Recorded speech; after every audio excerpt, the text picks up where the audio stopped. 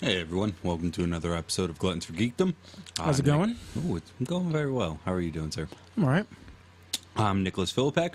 And I'm Bobby Deuce. So today we're going to switch things up. We're going to go for a different kind of format, really. Working title right now, A Day in the Life of a Geek, but we'll find out.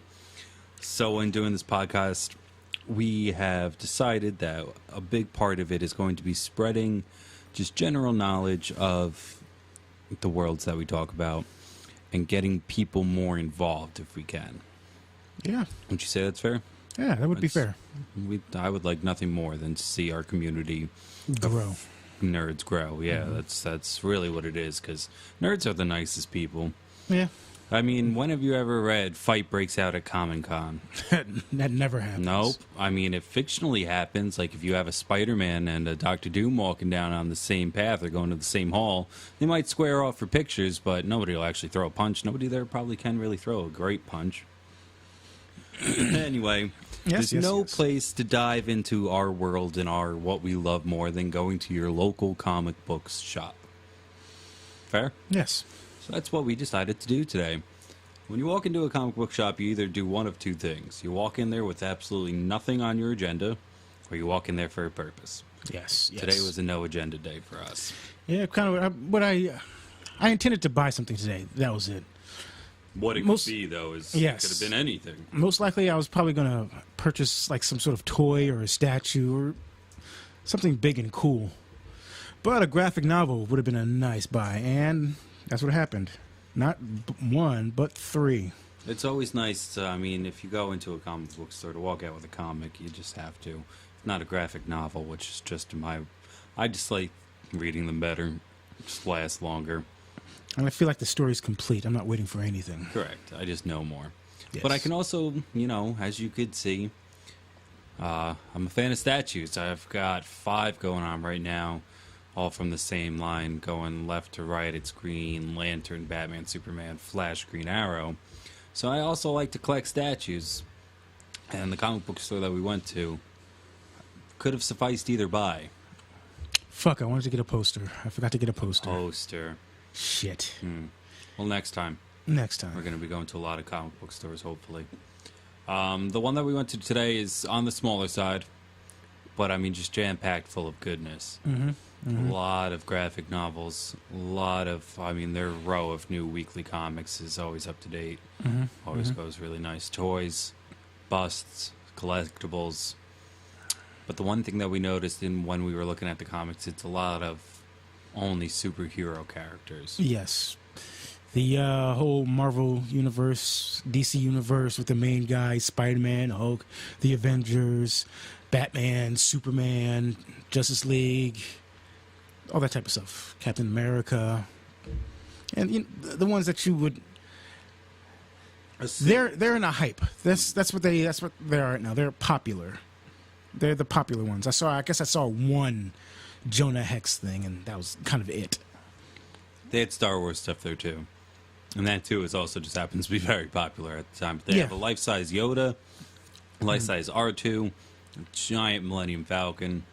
Really wanted to see how much the Boba Fett helmet was going for, because everybody loves the Fat Man. Yeah. But we both walked away with graphic novels. You want to go into what you got? Well, I'm just going to start off by saying I don't know too much about the those who created. I'll probably throw out some names there, but I'm not going to know too much about what it is that they actually contributed to it. So, first off, the first thing that I picked up was Realm of Kings. This is a Marvel dandy here. Its cover is basically... It looks like it might be an Avengers thing, but the Captain America, he has all the wrong symbols. The Thor, he looks straight fucking evil. So that's what's going on there. The people who are behind it are Dan Abbott, Andy Lanning, Scott Reed, Pablo Raimondi, Wellington Alves, Kevin Walker, Leonardo Manco, and Miguel Munera. That's a lot of names. That is a lot of names. This one is it's a hefty. It looks like a big book. It's huge. Fat. This is going to be a read. I don't know. There's no page count, so I'm going to say Now you went in and pages bought are this old school. Old and the school. fact that you were just looking at stuff, saw the cover, went ooh, looked inside and went ah. Flipped a few pages, and I was like, and I'm you're going to do This this. is going to be mine. Yeah. Yeah, That's a I good- mean, I put it back, and I shopped around for a little bit more, but this is the only thing, because when I go in there, I tend not to go for like this traditional superhero stuff, because I don't know, it's superhero stuff. I like It's the saturated right now. Yeah, You it's can get your saturated. Iron Man fix on a multitude of levels. yeah, but I usually like to go in there and go for something that's out there, something that's a graphic novel of just a comic book that someone wanted to do that wasn't based on superheroes. Now this one is based on superheroes, I'll say that, but it's based on the store that we went to. It's kind of like the best thing that I could find. Big fat. Looks like it's got an in-depth story. Haven't looked at The any of art it yet. looks just beautiful. Let me see it, if you would not mind, sir. Go for it. Straight like comic book art. It's not too artsy, not too plain. Just The reason you said so many names is if you look on the inside, I mean, artists, they work pages 5 to 25, 1 to 4, 25 to 26. And then in the next issue, it's like 7 to 22. It looks like a lot of split up work. This is a big team effort. it's a big book, so there had to be a big product, a Yeah. big project for a team to do. Well, what we should do is come back to this, and as we tell you what we bought, we'll review next time. And then I want to borrow that book after. That looks awesome. Yeah, Let's sure, get no it. problem. I have Martian Manhunter one. I picked up Martian Manhunter because, you know, his story doesn't get told too much during the mainstream market. Like he wasn't in I haven't seen anything come up for the Martian Manhunter as far as movies go. Have you heard any news on that? He's on in that front? Supergirl. He's in Supergirl. I don't watch, but he's in Supergirl. He's in Supergirl. Yeah. Well, I don't watch that either, so He doesn't exist. pretty much. Ostrich syndrome. This Can't one- see him. He doesn't exist. This one here is Martian Manhunter: The Others Among Us. I haven't heard anything about it, but the guys behind it are Al Lieberman and AJ Lieberman and Al Barrinuevo, and some dude named Bit. B-I-T. Usually colorists do that. Yeah, colorist. Yeah, because that's what they pretty much said he was. He was like an artist, colorist sort of deal.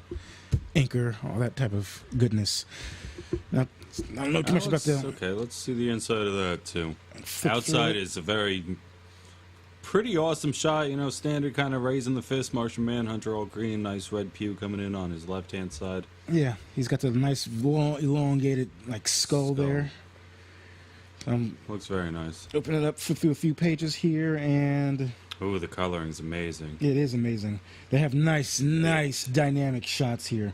Good close-ups that really Upshots, bring forward, downshots, worm's eye. Yeah, everything's. bring in the emotion.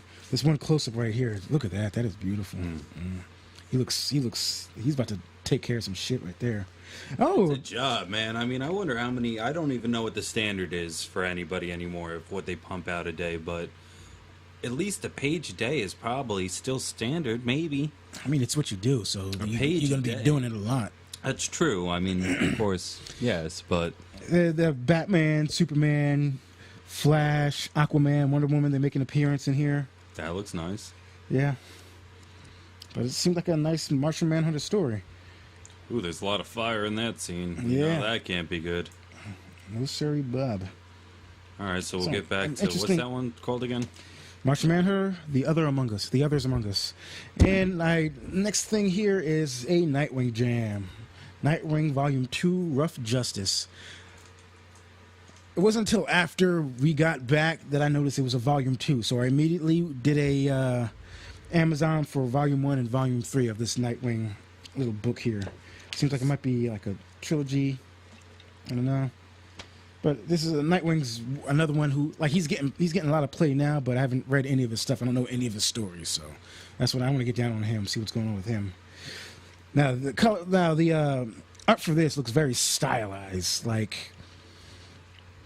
Those some are of the other giant legs. There's no muscles like that. giant legs, muscles, and like the angles that his body is bending are just pretty serious. There's no calf muscles in the world that look like that. No sir, no sir. No, and Flip look at his through- arm there. Yeah, look at the arm there, and look It at was clavicle and like his brachialis down through his bicep. No, this is stylized. You're right. Ooh, but that's a cool ass scarecrow. yeah, that is a fucking bitchin' ass scarecrow. And I like this picture here with Look at that Batman. Look at the size of that shin. look at that look at that those ears right there. Oh, they're tall. I do big, kind of like strong tall ears. Yeah. The long ear, he has one long one short one. His cape is all jagged and shit. You got Robin there looking like an asshole, just like straight mean mugging. And then you have Batgirl who's just off to the side with a nice angled slant to her, doing whatever. But it looks like an interesting story. I picked it up because I was like, oh, they had a few Nightwing graphic novels there, and flipped through some of them, and this one seemed like the most interesting one. They had this is after I had already gone through all the other graphic novels and actually picked up the Realm of Kings. So I'm just looked at the artwork in that one. It's like, okay, I'll do with that. I didn't see the Martian Manhunt until after I saw the Nightwing, and I'm just like, okay, well, flip through the Nightwing, nice stylized drawing. It's like, okay, I'll go with that art style. So, interesting looking story. Not too much. Nice books lined up for the week, man. Not too much going on with those, but I'll going on with my thought process and picking them up. But I went in there. School. I went in there blind. And I'm just gonna see where these choices take me. Sometimes that's what you need. Yeah. And later on, but I kind of want to get into it now. Later on, we'll discuss why. But let's talk about Nightwing a little bit. Okay. I think I could safely say DC non-super powered character, male, just to even broaden it more, would be Nightwing. Nightwing is just badass. You know, everybody's like, Batman. I love Batman. I want to be Batman. Nope. I always wanted to be Robin growing up. Mm-hmm. And then as I learned more, I always wanted to be Dick Grayson, that is. Out of all the Robins, Dick Grayson was the best, and then Dick Grayson went on to Nightwing. Mm-hmm. So for me, like, Nightwing was just the end-all, be-all. And especially at the time where I was really learning a lot is when I was a young kid watching Bruce Timm's Batman the Animated Series. Yes. Which, if you look at that Nightwing, it's all one sleek, black, unitard-looking thing mm-hmm. with the big blue bird. He's got the little domino mask still, but a sweet mullet going on. And when he jumps off buildings, he pulls something from down around his thighs or his belt hoops maybe, and gets the wings that pop out into the nice V. And the wings are blue underneath that match the bird. So when he stands straight up and down, you know, it's just a nice silhouette. But when he pops that, it's still just it's very striking. So when I saw that as a young kid, like, whoa. And, of course, he drove the motorcycle, which is, there's nothing more I wanted traditional as a kid. badass, pretty much. Yeah, it's a little kid looking up like, whoa. Like, Batman's cool, but Batman's, I can never be. He's a man, whereas Robin is a kid, and he could grow up into that. Like, I could grow up into that. I don't know. It just made more sense than growing up into Batman. So Nightwing was great. And then I remember Batman Forever, mm-hmm. after Dick saves Bruce for the first time. He's like, I need a name, and he goes through a few of them, and I can't remember, but Nightwing's one of them. Nice. Batboy, Nightwing, I don't know, maybe it's something like that. And I was like, ooh, he said Nightwing. All right, cool. I know That's what how that he uses is. it. Yeah. And in that movie too, I just watched it right after his parents die, and he hangs out at the Wayne Manor, and he's leaving. He goes, Wayne, Val Kilmer says, all right, but the circus train is halfway back to Metropolis. And I don't think I caught that as a kid, or I don't remember thinking that as a kid, because I know in the next one, Batman and Robin, George Clooney has a line like, this is why Superman works alone. And I remember that, but I don't remember, like, thinking, oh, halfway to Metropolis, cool. Taking another jab at another realm of the DC universe. Which was, at the time, revolutionary. But no Nightwing ever on the silver screen. I was hoping maybe even for a little bit of a Bloodhaven reference in the new Superman, Batman vs. Superman, and mm-hmm. still nothing there. No, nothing there. It's upsetting. He should get more play. He should be a bit more popular going in the world now. He's always playing a supporting, like, character instead of just the main guy. And I mean, like, if they come out with like Nightwing graphic novels and stuff, and I'm like, okay, they have stories out there where he is the main guy. Why not give him a movie? I think people would really line up for it because, I mean, physically it has been said that Dick Grayson is just a better specimen. By the time when Bruce lost his parents, by the time Dick Grayson was that age, physically he was already hopping around and, I mean, only has gone up physically and with his gymnastics and all that. So, and as we'll talk about a little bit later too, he's had to don the Batman cowl and brings a whole different view to the Batman. Yeah. Yeah. So let me know how that book is.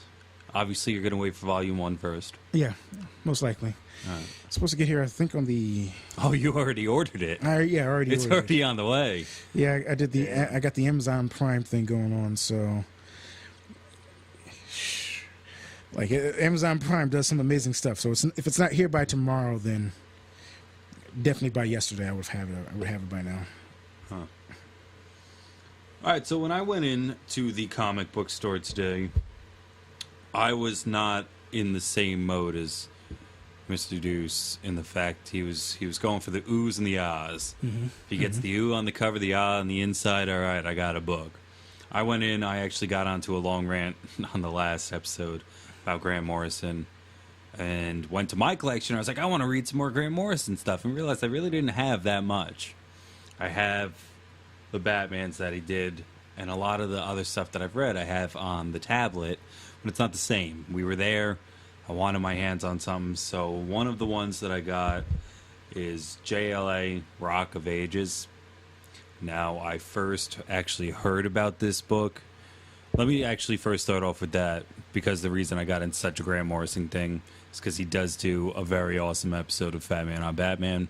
Kevin Smith lets him talk at length, and he's just such... He sounds like he's grounded and out there at the same time. Grout there. Grout there. Very nice. But his writings are just acclaimed, and they talk about this book a lot. And I know Kevin Smith is an awesome fanboy. So if this kind of gets him going, it'll probably do the same for me. I trust his opinion. So we got Grant Morrison writing it. There seems to be 4 pencilers on this as well. Howard Porter, Gary Frank, Oscar Jimenez, and Greg Land. John Dell, Bob McLeod, Chip Wallace are the anchors. The colorist is Pat Garahy. Sorry if I'm butchering your names and you're one of these fine gentlemen actually listening. But if you are, thank you. And the letter is Ken Lopez. And so It's pronounced McLeod. I kind of think I have it ruined because he does talk about it in the episode, but I'm always the type of person who doesn't mind spoilers. I would kind of like to avoid them, but if it gets it, you know, it's kind of like telling somebody how a magic trick works. You could explain it and say he puts the sheet on the elephant and then the elephant fucking disappears.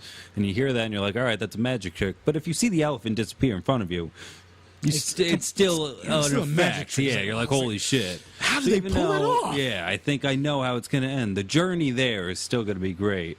And if you look inside, gorgeous stuff. I mean, again.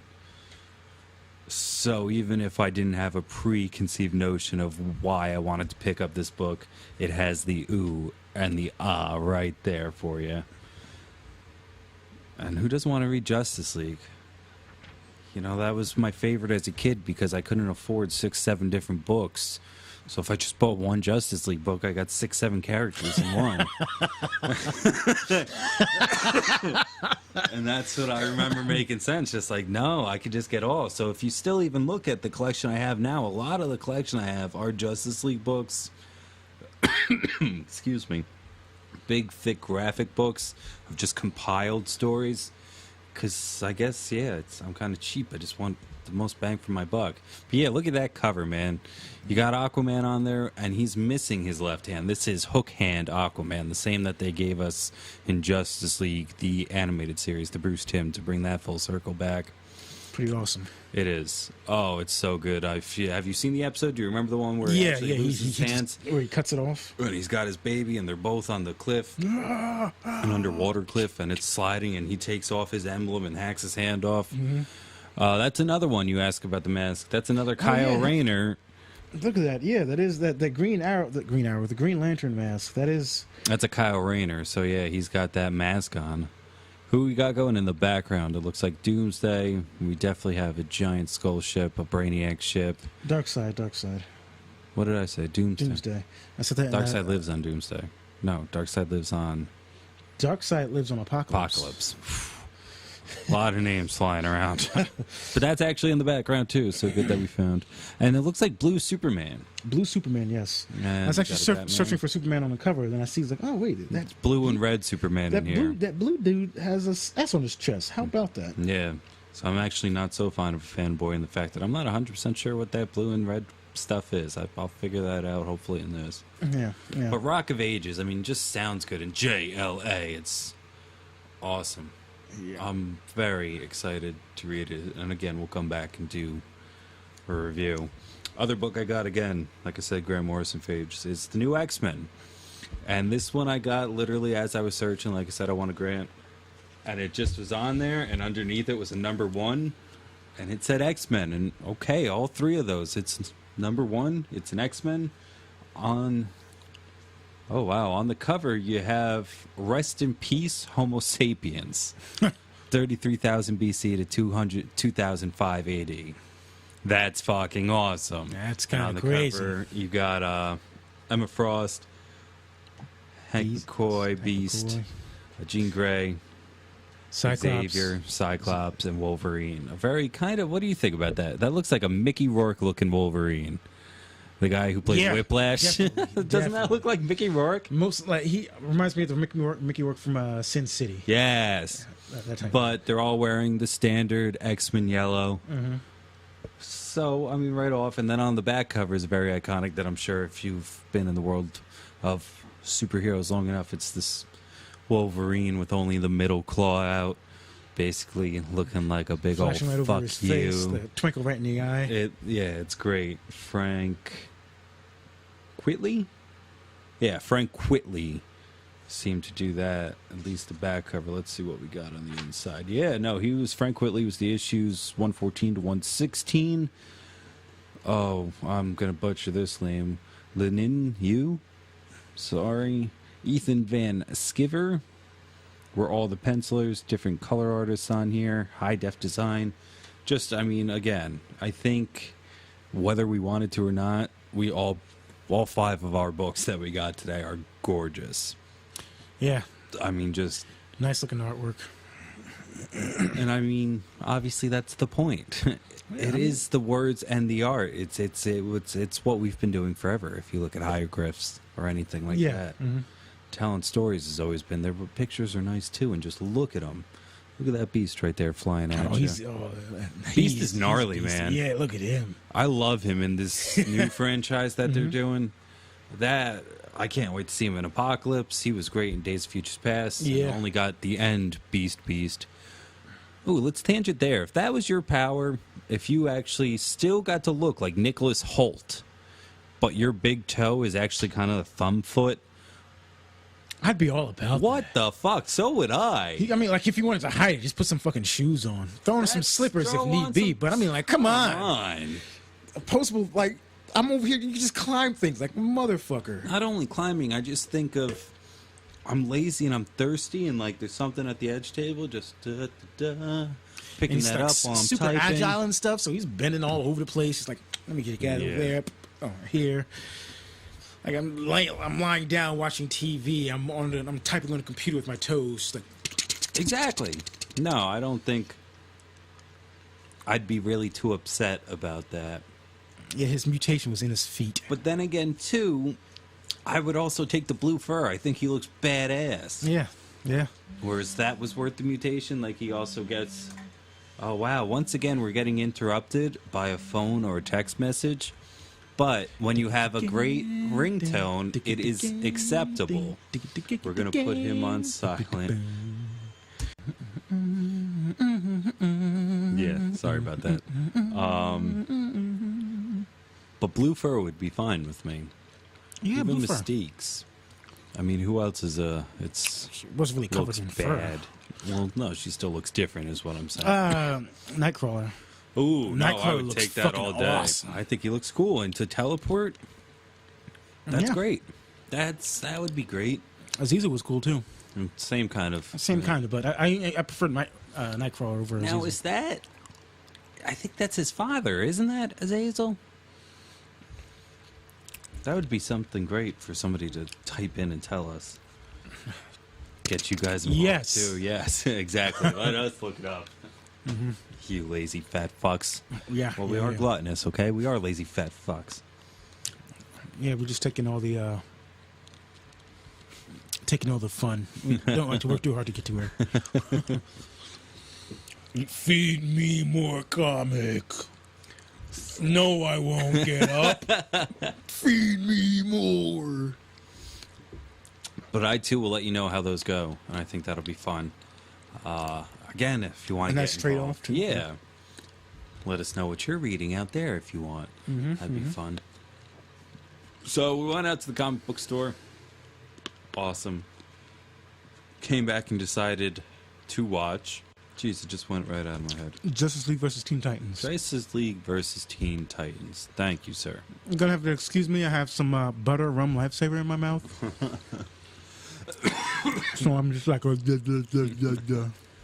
But Justice League vs. Teen Titans, latest DC animated movie out, and it is awesome. I enjoyed it.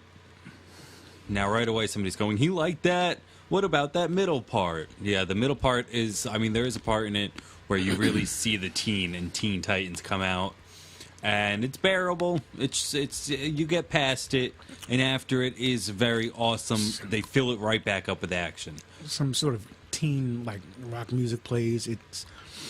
They play DDR at a carnival.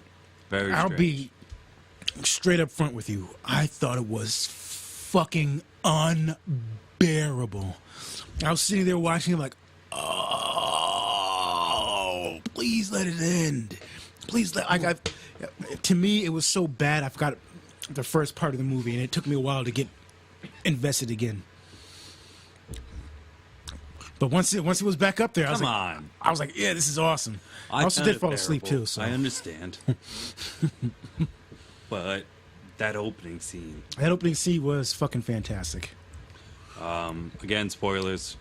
Opening scene starts out with the Justice League going up against the Legion of Doom. Yeah. So Superman is on Lex Luthor in a giant suit. Mm-hmm. Batman is on Grodd. Flash is on Weather Wizard. Grundy. Who did I say? I'm sorry. It is I said Grundy. Grodd. Yeah, Sorry, Grundy. Grundy. Yeah, Flash is on Weather Wizard. Wonder Woman on Cheetah. Cyborg Wonder on... Woman on Cheetah. All right. Yeah. All right. And Cyborg's on the Toy Toy Man. Master. Toy Master? Toy Man? Man, whatever. Toy douche. It's very big, and all these guys fighting their big ones, and it's very, very great way to start a movie, and then of course to really set up the movie. What I think is Robin kind of rebels. What I think is kind of funny is he was on like just get the people out of there. Just make sure they don't get hurt. He was or on something. crowd control, and Crowd control. Damian Wayne, which is also very landmark of this movie. This is the first time Damian Wayne has ever been a Titan, Yeah. because we've seen Dick Grayson was the original Robin in the Titans, and we've seen Tim Drake. I'm not sure about Jason Todd. Carrie Kelly only lives in the Dark Knight universe.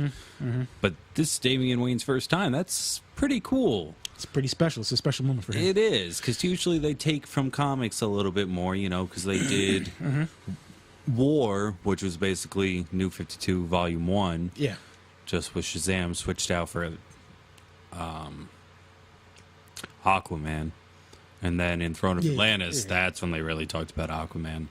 But this is the first time Damian Wayne's Titan, and that's awesome. And he's a Titan with Blue Beetle, Blue Beetle, Jaime, Beast Boy, Garth, Raven, and Starfire. Starfire, yes. Which Starfire's a little bit older and still buxom, because that's how we draw Starfire for children's The entire time I movies. was like, what is going on? But with this her really tits? is not even like, I wouldn't even show this to a kid. There is some mild cursing in it. Yeah. And then in one part, they call somebody a jackass by turning into a donkey. So it's kind of up there.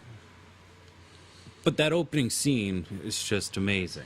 Yeah, but I find a funny thing about that is I've seen it in a lot of things where they have like a multiple part fight where there's multiple people fighting and they've all paired off and it's all one-on-one sort of deals. And you have Batman fighting his dude, Superman fighting his dude, Wonder Woman doing her thing over there, and they flash between the fights and stuff, and it's always seeing like it's either evenly matched or the superheroes are on the losing end. But then once one of those superheroes takes down one of their guys, they're all fighting separately. Batman takes out Solomon Grundy, and then each scene from there, boom, Wonder Woman's taking down Cheetah. Superman's getting rid of Lex Luthor. Flash over here just takes the scepter away from a wizard ass fuck. And what's his name? Cyborg. He just blasts Toyman in the face and tell him to have a good day. And I always find it funny that once one of them is taken down, it just cascades into like all of them being taken down. So, okay, scene's over. Let's just wipe it up. Yep. Boop, there we go. Let's move on. Check the gate. All right, gate's good. Let's go. But all in all, probably not their strongest movie. No, but it's got Trigon in it, and that's a hard character to kind of squeeze in because of his all-powerfulness. And Raven is very necessary, so I do like that. I was very fond of Teen Titans, the show, growing up. Yes. So it is nice to see these faces together again, whether or not it's exactly how we know it. And let's just do the huge spoiler, the post-credit scene. Plug your ears if you don't want to hear. Tara. That's pretty fucking cool. Like, that was she's sliding in, yeah. On a rock, floating across the Teen Titan Tower. Tooge Tower. Teen Titan Tower, Tooge Tower. Yeah, it's not huge when you're a Teen Titan, it's Tooge. Teen Titans are Tooper Tooge. That's awesome. I mean, just like opening that world just a little bit. Because what we were discussing is that this Batman is the same Batman of Justice League War and Justice League Throne of Atlantis, and these were the same superheroes that we saw. Yes. So since War started, it seems like this entire world is just getting bigger. Bigger and bigger. And that's wonderful. They're really extending them and holding them. Now, this one I was very surprised to find out wasn't directed by Jay Olivia. I assume Jay Olivia directs everything because, for the most part, he directs everything. But that was until I looked up who actually did this, and it's Sam Liu. Liu. Again, Mr. Liu, if you're listening, I'm sorry. Has a very big history of jumping borders, meaning he has directed stuff for Marvel and DC.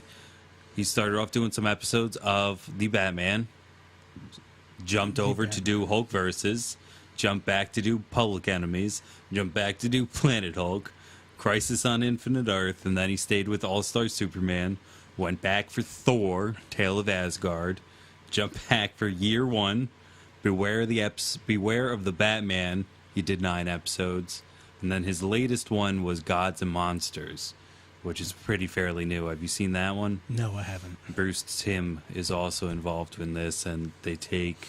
I just keep feeling that you want to say like Bruce Wayne or like Tim Drake, like Bruce Timm. Bruce Timm, it is the greatest name to have in these characters because it does sound like both. But no, Bruce Timm did this, and he retold the story of the big three. So there is a Batman, Superman, and Wonder Woman, but it's not Clark, Diana, and Bruce. Batman is a literal vampire. Superman is a Russian kind of Red Sun kind of deal going on, but not exactly. Interesting. And Wonder Woman's just a fierce Amazon still, but just not. It's not Diana Carter. Yeah. Whatever the story is, we can go into that.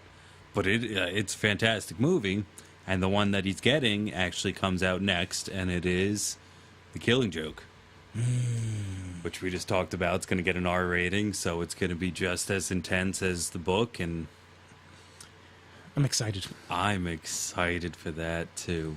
I've been trying to keep away from stuff, but there's just... Hey, all you gotta do is wait for that release date. Yeah. Once you get that release date, that you just gotta stay away from anything like... It's hard, though. Anything funny or death related. Because even our page has posted something. I think even the page was like, I'm trying not to say stuff. It's doing what I'm doing right now. Like, I don't want to talk about it. But do you want to talk about it? Like, I don't. But Give me your input. Yeah. Maybe something would do. Let's do it. Yeah, Alan Moore book. And that's just going to be revolutionary. And I think it's going to open the door for other artists to start coming out, because we saw what Deadpool did. And, you know, this is animated. There's not going to be. I even heard that they're thinking about doing Superman, Batman, Dawn of Justice, the R version that was definitely going to come out for the extended cut for the Blu-ray. They're thinking of shoving that into theaters. Interesting. And that just seems like a money grab. Yeah. But what they're doing in the animated, Sam Liu is going to direct that. That's going to be awesome. Final thought on DC Animated Presents Justice League vs. Teen Titles, Mr. Deuce. 1 out of 10. What do you think? 1 out of 10, I would say... I'd give it a 7. Oh, okay. Give it a 7. I was going to be a little bit more fair. I was going to say 7.5, actually, was the number that popped right in my head. Well, I mean, like that... Without that little middle part, it's solid 8. Yeah. That middle part actually, it does get a half star off for me. Yeah, that little part kind of sucked. It kind of killed it. I saw the necessity, but... great deal of the movie for me. But... Why they thought it was necessary, anyway. I don't know. But towards the end, I'm like, this is good stuff. Yeah. I enjoyed it. At the very beginning, yeah, it's like that one scene that's like, guys. Come on. What are you doing, eh? So, yeah, we watched the Justice League versus Teen Titans. Then right after that, we went to Bad Blood. Batman Bad Blood, which came out right before this one. And that one actually was done by Jay Olivia, because that dude does a lot. And found out today, we'll really quick go through this, that he is another guy who went back and forth. He actually started with Marvel as the Invincible Iron Man. Mm-hmm. Have you seen that? The animated? Pretty cool. And he did that Doctor Strange one that we just talked about last episode. The Marvel animated Doctor Strange was directed by Jay Olivia, and that's pretty cool. Cool. He started off good, and then when he jumped... Oh, and he did the next Avengers. Have you seen that one? No. I do own that one. That one actually kind of snuck into my collection, though I do like to own a lot. This one was just part of a deal, and it's all about the next generation. Okay. And the whole movie is worth it because they find an old Bruce Banner who could still go Hulk. So this Hulk has a bald head, but like the Hulk Hogan haircut going on and a long beard that's white. Sweet. So it's a green Hulk with an old white beard and stuff, and...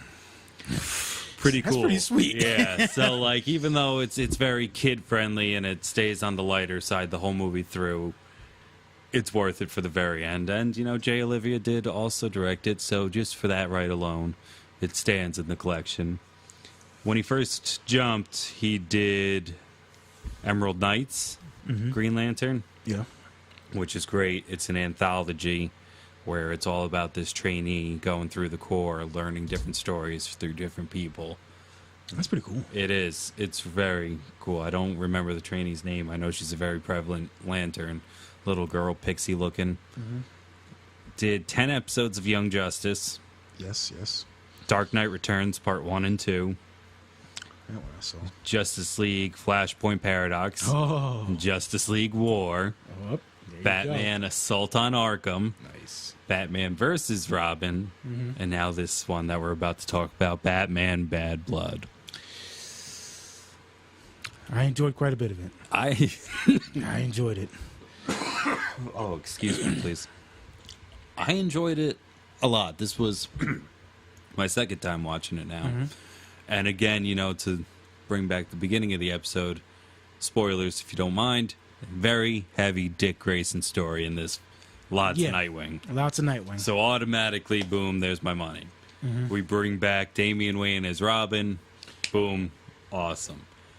And then they seem to be getting a little Damian Wayne centric with these new ones, because they're doing a lot of Damian Wayne with Son of Batman, which just popped up on Netflix. What you got going on there? Kate Kane, gosh, I knew it was double alliteration. I couldn't think of it. Makes her first DC animated premiere, and that's Batwoman. And that's kind of cool. You know, this is one of those controversy pieces that comes up in college because she's gay. People don't like that she's a girl and she likes girls. I don't know why. I never knew that, and when it came up, I was like, oh, okay, whatever. What, in general, that people didn't like people who didn't like gay people? Well, no, I never knew that she was gay, and then when they brought it up, I was like, whatever, okay. Yeah. So she likes chicks. I like chicks, too. Exactly. I like chicks in Batman. She likes chicks in Batman. Like, if anything, yeah, I want to be her friend. Oh, you know Batman? Cool. Let's be friends. Yeah. But she makes a great appearance in the movie, and I think she looks good. She, of course, is a gunslinger. Batman doesn't use guns, so you get the fun there. And we talked about it a little bit, too, in the last episode. Episode 1, actually, part 2. Of Lucius Fox kid coming in and being Batwing. Yes, that was... pretty cool as well. Iron Man of the Batman universe. Exactly. Yeah. Yep. But awesome. Yeah, he was still pretty cool. I want to see, because, I mean, like, they show a scene of him where he's not wearing the suit, and he's, like, fighting these dudes, and the guy's pretty sick. And I'm like, oh, man, this guy's going to be awesome. Yeah. And then when he suits up, all he does is fly around and, like, shoot stuff out of his wrist thing. I mean, it's awesome, but I would have liked to see him, like, what else can that suit do other than fly and be Iron Man? I could definitely fly.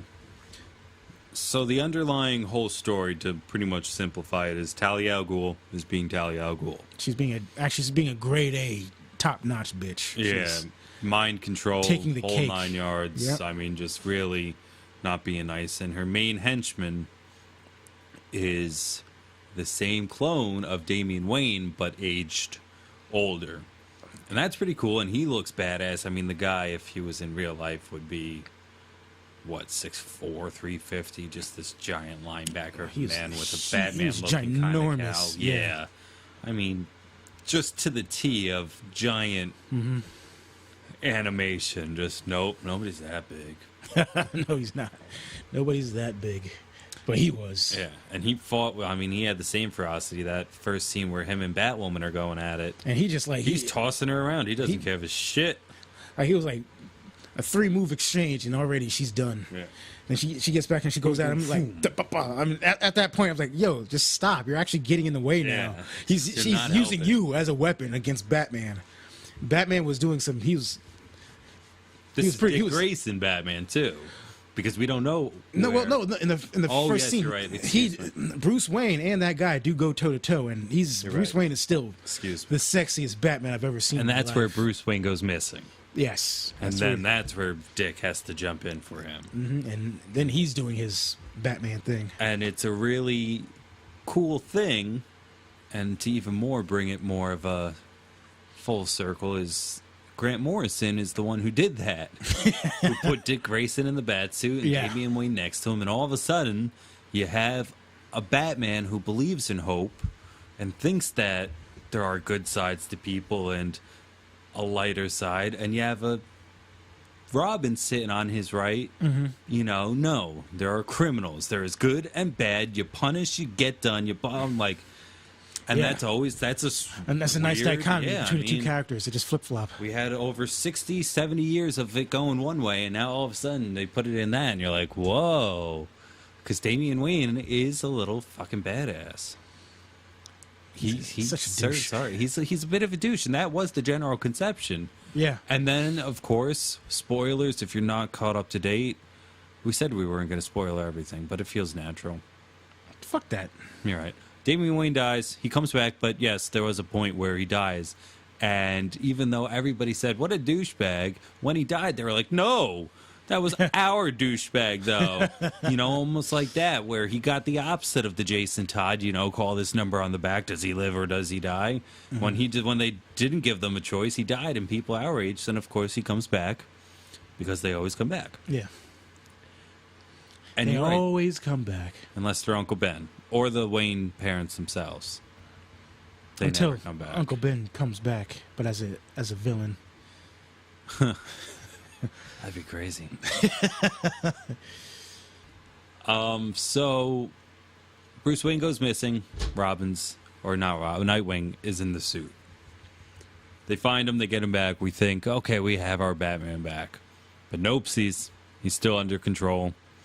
They get into this very watchtower looking flying construction that has all the innocent Gothamites, the rich people in it, about to get their minds boggled. And Batman is fighting Nightwing. That's a nice fight. And it is that master-apprentice, Sort of not even apprentice, it's a journeyman. Nightwing himself is trying to be a master and feels that he has. But he takes a beating in this movie, man. Bruce Wayne throws him a beating. He lets him know that I'm still Batman. I am still the Batman, sir. Yes. And at the end, Talia hands him a gun. And, kill him. And he points the gun at him for a while. And then Robin comes out and is this everything that it leads to? You're insane. And Batman's holding and he's shaking and then eventually puts it under his own chin. And it's like, whoa. I was like, please pull the trigger, but don't pull the trigger. Yeah. Please pull the trigger. What would you do if you just blew his own fucking brains out? I'd be like, where do we go? Yeah, Batman just blew his fucking brains out. I'd be like, what an outrage, but that was the greatest ending you could ever do to him. Boom, Batman's like, no, that's it. And that's how Batman stops himself from just going over to the dark side. By just the first time he pulls the trigger, he pulls it on himself. Damn. But no, that's not what happens at all. Throws the gun away, and of course it's a happy ending for all. At the very end of the movie, bat signal goes up. Batwoman is on a motorcycle, meets up with Dick Grayson on a motorcycle, who has Fox as Batwing flying overhead to meet up with Batman and Robin on top of what would assumedly be GCPD with the Thing. And Robin, we were discussing actually before the podcast, watching the movie, is that he has why throwing a hood on Robin? Makes him so much cooler. All it took was a hood. I have a hood on a billion hoodies, and it's just even when the hood is not up, it's just that. It just being there, I'm just like, he looks so fucking badass right now. And his cape's got that little rip in it too, and a little bit more green. It's Robin, but it's a different Robin at the same time. Does a great job. Yeah. Love it. And then they all go off to do the Batman family dance. And like we talked about actually on the Batman vs. Superman episode, at the very end, Batgirl Barbara Gordon, purple suit, just comes up and it's like, oh, let me follow these guys towards the camera. Yeah, kind of another scene like Tara. Correct. Yes, like even though it wasn't post credit, it could have been. Mm-hmm. They probably had the idea and were like, we don't want to be too Marvel. And then they didn't. They're like, fuck this. We can do whatever we want. We're DC. And then made it a post-credit. That's what I like to think. All right, if we even slightly like it, they're not the first post-credit thing ever. Mm-hmm. Ferris Bueller had a post-credit scene. Remember? He comes out in the towel with the headdress on. I think even Deadpool made fun of it at the very end. To spoil that for you. Sorry. Yeah, well, there's a Deadpool joke that I just... Sorry for I'm not going to laugh at. That. Yeah. Well, there's plenty for you to laugh at in that movie. Do you want to hear the one about... And then there's this one here, and oh my God. We're going to spoil everything. So I'm like, Nick, no! And then that's it. I go catatonic. Man, that'd be a fucked up way. He just spoiled too much for Deuce. Deuce couldn't take it anymore. He was like, I'm tired of my life being spoiled by Nick. All right. So I think that we've had a very good day in the life of a geek. Yeah. And then we went on to do this podcast. Which has really just been so much fun. And, everybody listened to the first episode. Everybody listening now, thank you so much. Yes. Just keep listening, and we're just going to keep thanking you for it. I'm sorry. And we're going to keep wanting your ideas. I mean, we keep saying it, but please, Facebook.com/Gluttons of fucking Geekdom. talk to us. Gluttons of Geekdom at gmail.com, or go on Twitter. People still tweet, right? I didn't start tweeting till now, but if you want to talk to me, at Gluttonous Geeks. If you want to talk to the Deuce, at Gluttonous Geeks. We're here for you. Let us know what you want from us. Bobby Goose. Yeah, and also, if this day in the life of Geek catches on and we can keep telling you what we do, why don't you tell us what you do? What do you consider your perfect geeky day? If you had a whole Saturday off like we did, what would you do? You let us know. Thanks for listening, guys. Peace out.